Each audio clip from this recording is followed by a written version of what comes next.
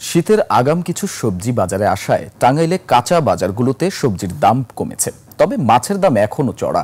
অন্যান্য পণ্যের দাম স্থিতিশীল রয়েছে। কাঁচামরিচ আজ বিক্রি হচ্ছে 140 টাকা, পেঁয়াজ 75 টাকা, আদা 140 ও রসুন 120 টাকা দরে।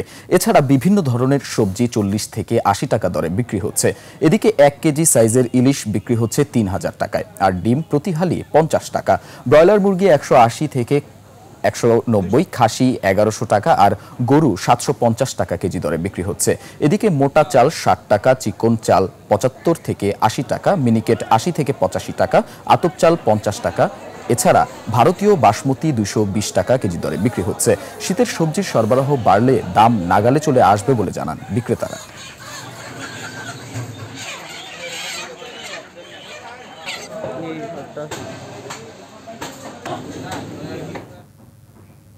আজকের বাজার দরের আরো খবর জানাতে সরাসরি যুক্ত হচ্ছেন টাঙ্গাইল প্রতিনিধি কাজী রিপন। রিপন, বাজারে শীতের সবজি আপনি কেমন দেখছেন? এছাড়া দাম নিয়ে ক্রেতা বিক্রেতাদের মধ্যে কেমন প্রতিক্রিয়া লক্ষ্য করছেন আপনি?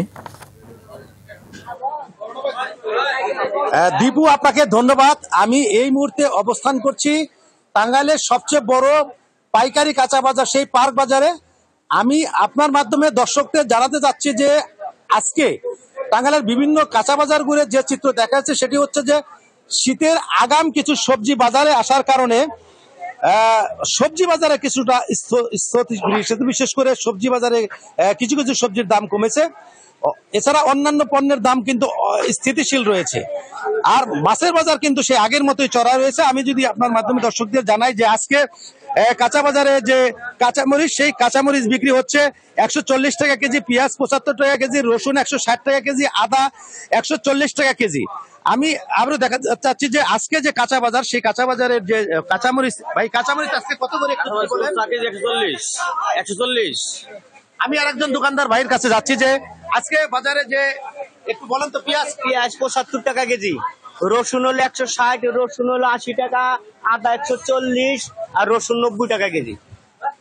যেমনটি শুনছেন যে আজকে কিন্তু কাঁচা বাজারগুলোতে মূলত হচ্ছে যে সকাল থেকে যে জিনিসটা আমরা খেয়াল করছি যে কিছু কিছু যে শীতকালীন যে সবজি, সেই সবজির দাম কিন্তু কমেছে। বিশেষ করে আজকে আলু বিক্রি হচ্ছে 25 টাকা, সিম 70 টাকা, ফুলকপি 60 টাকা, বাঁধাকপি 50 টাকা, পটল 40 টাকা, বেগুন 60 টাকা, ঢেঁড়স 50 টাকা, কাঁকরোল 60 টাকা।